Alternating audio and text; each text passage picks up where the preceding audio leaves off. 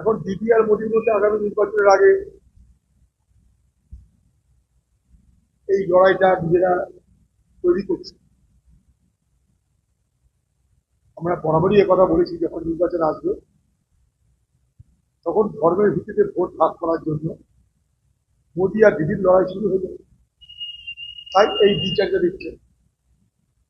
যখন আমরা সর্বদলীয় মিটিং শুধু নয়, পার্লামেন্ট বিশেষ অধিবেশন থাকার দাবি করেছিলাম, এই তৃণমূল বিরোধিতা করছে।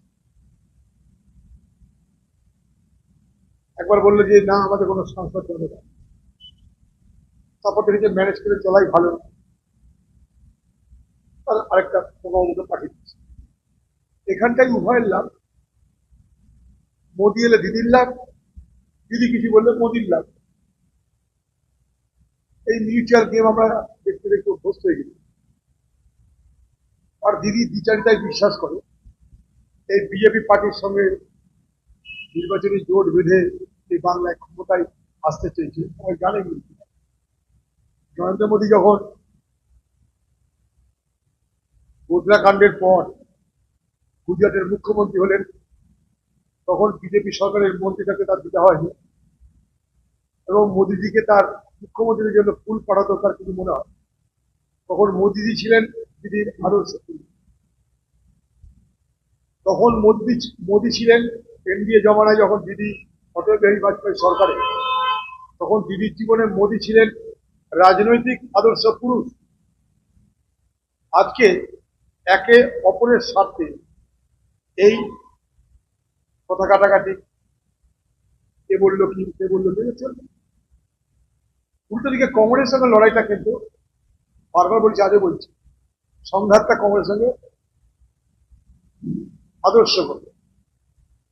এই লড়াই কোনো সীমা পরিসীমা, যেদিন থেকে আরএসএসের জন্ম সেই দেখ কংগ্রেসের সঙ্গে বিজেপির বিরোধ। তার কারণ আদর্শ। আজও সেই বিরোধ অব্যাহত। আর দিদির বিরোধটা তখন হয়, তখন হয় না। যখন পুষায় তখন বিরোধিতা করে,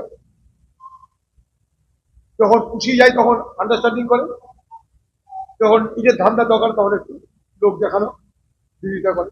এই তো দিদির রাজনীতি।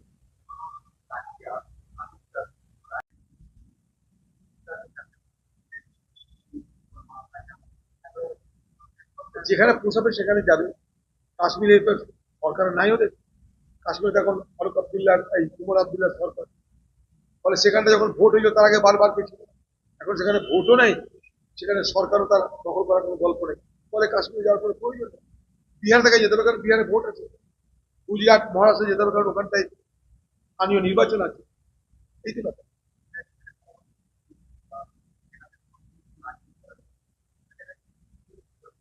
করছে তো, প্রথম দিন থেকে করছে। মানে কৃতিত্বটা যেন ভারতবর্ষের সেনাবাহিনীর নয়, কৃতিত্বটা নরেন্দ্র মোদী এবং বিজেপি। এই প্রচেষ্টা চলছে প্রথম দিন থেকে। আপনাদের বহু সংবাদ মাধ্যম তাতে জড়িত।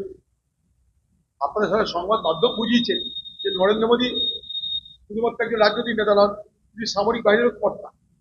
তার ড্রেস দেখলে বুঝবেন, তার কথা শুনলে বুঝবেন, তার যেখানে সভা করছে যে সবার স্থান দেখলে বুঝবেন।